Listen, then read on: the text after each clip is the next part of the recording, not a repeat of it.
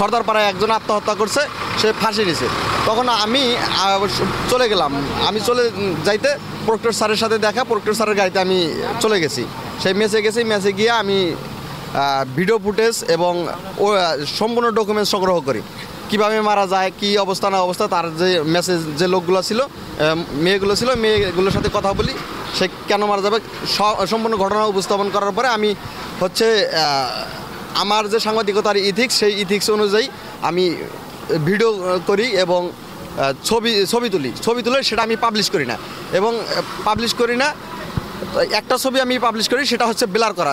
বিশ্ববিদ্যালয়ের একটা গ্রুপ আছে, সেই গ্রুপে পোস্ট করি। পোস্ট করার ফলে বাইরে উত্তেজনা তৈরি হয়। উত্তেজনা তৈরি হওয়ার ফলে লাস্ট মুহূর্তে এসে যখন লাশ হচ্ছে একটা বস্তার মধ্যে প্যাকেটিং করা হয়, পুলিশের একটা ব্যাগে প্যাকেটিং করা হয়। প্যাকেটিং অবস্থায় যখন লাশ 4-5 জন ধরে নিয়ে আসতেছে, আমি সামন থেকে ছবি তুলতে আসি, ছবি তুলি এবং ভিডিও করতে আসি। ভিডিও করতে আসিয়া যখন গেটের কাছাকাছি আসছে, ওই মুহূর্তে এই ম্যানেজমেন্টের কিছু, আমি আগে বাহিরে বের হই, যেহেতু আমি আগে থেকে ভিডিও করতেছি, আমি আগে বের হওয়ার সাথে সাথে কিছু পোলাপান আমাকে অ্যাটাক করে। কিছু পোলাপান ম্যানেজমেন্টের পোলাপান, আমি তাদেরকে ফেসে চিনি, তারা 14, 15, 16 ব্যাচের শিক্ষার্থী, মোস্ট জুনিয়র আমার থেকে। আমি আমার পরিচয় দিই যে আমি 12 ব্যাচের শিক্ষার্থী। তারপরে তারা মুখের ভাষা খারাপ করে, কিছু সাংবাদিক ল্যাঙ্গুয়েজ, এমন একটা ল্যাঙ্গুয়েজ ইউজ করে। পরবর্তীতে আমার হচ্ছে গলায় কার্ড থাকে, সেই কার্ড কিনে নেয় এবং আমার মোবাইল কিনে নেয়। মোবাইল কিনে নেওয়ার পরে একজন আবার হচ্ছে ওই মোবাইলটা তার কাছ থেকে ফিরে এনে দেয়। ফিরে এনে দেওয়ার পরে আমি ওখানে দাঁড়াই যখন থাকি, তখন 2-3 জন ওই যে 14-15 ব্যাচের যারা শিক্ষার্থী, যারা আমাকে মোবাইল কেড়ে নেয়, ওরা আবার আমাকে ধাক্কা দিয়ে হচ্ছে ধাক্কাতে হচ্ছে একদম বাইরে নিয়ে আসে। বাইরে নিয়ে আসার পরে আমি শান্ত থাকি। এই যখন আরেকটু সামনে আগানোর ফলে ওই যে 2-3 জন শিক্ষার্থী আমাকে এরকম হলো, তারা হচ্ছে টোন করতেছিল। এই যে মূল ঘটনা হচ্ছে এইটা। আমার জুনিয়ররা বলছে যে ক্যাম্পাসে চলেন, যাই ভাইয়ের সাথে পরিচয় হব, এই কথা বলছে। পরিচয়ের কথা যখন বলছে, তখন এরা হচ্ছে আসতেছে, বলতেছে চল ক্যাম্পাসে চল। ওরাই বলতেছে চল ক্যাম্পাসে চল, দেখা যাবে।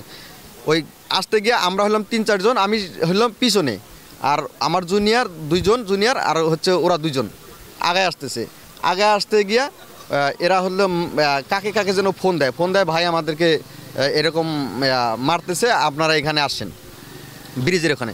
ওরা হচ্ছে, যেহেতু ওদের একটা সিচুয়েশন হয়েছে, ওরা সবাই ওই মেয়েকে দেখতে গেছে, ওরা সবাই একত্রিত হয়ে থাকা অবস্থায় তারা সবাই দৌড়ায় গিয়া এই কারা, তখন আমার ওই জুনিয়র যে বলছে যে ভাই চলেন ক্যাম্পাসে চলেন, তো ওই জুনিয়রকে দেখা দেওয়ার পরে ওরা যখন মারতে গেছে, আমি বলছি এই আমি হচ্ছে 12 ব্যাচের স্টুডেন্ট, আমি তোমাদের সিনিয়র। তুমি কত ব্যাচ? বলতেছি 13তম ব্যাচ। বলে আমি তোমাদের যেহেতু সিনিয়র, তাহলে ও আমার জুনিয়র, আমি ওকে নিয়ে যাচ্ছি।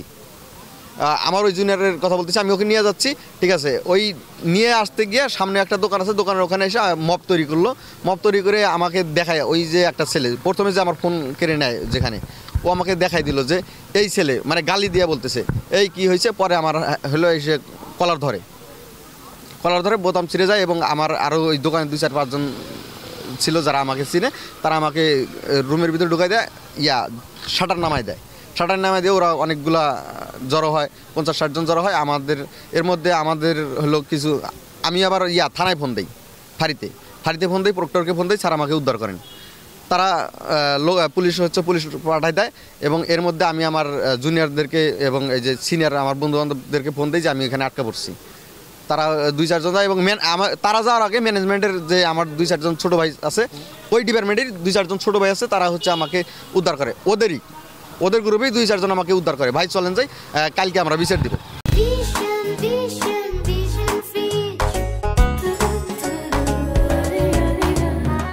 আত্মহত্যার কারণ এখন আমরা উদ্ঘাটন করতে পারিনি, প্রশাসন সেটা চেষ্টা করছে।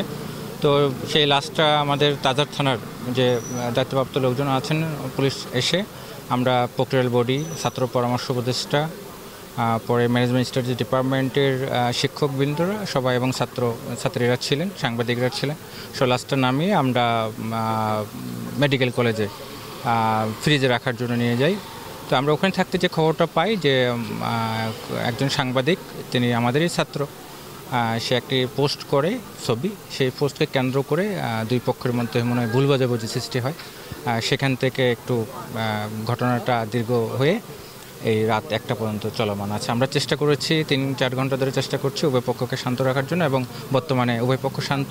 দুই ডিপার্টমেন্টের ছোট একটা জিনিস নিয়ে ভুল বোঝাবুঝি হয়েছে, ক্যামেরা ছবি তোলা নিয়ে। এটা ছোট একটা জিনিস ছিল। আমরা রংপুর মেডিকেলে গেছিলাম লাশটাকে ফ্রিজিং করার জন্য, যেহেতু অনেক আগেই এটা সুইসাইড করছে। তো রংপুর মেডিকেলে আবার ফ্রিজ নাই। পরে সিটি কর্পোরেশনকে ফোন করলাম, একটু ভুল বোঝাবুঝি আর কি, একজন জার্নালিজমের কি নাকি বলছে, এখন এরা শুনছে যে অস্ত্রের ভয় দেখাইছে, এইটা আর কি। এখন এরা বলছে ক্ষমা চাইতে হবে, জার্নালিজম বলছে যে আমাদেরকে ব্লেম দিলে কোনো এটা ক্ষমা চাইতে হবে, আর ম্যানেজমেন্ট বলতেছে আমরা ক্ষমা চাবো না, এই আর কি।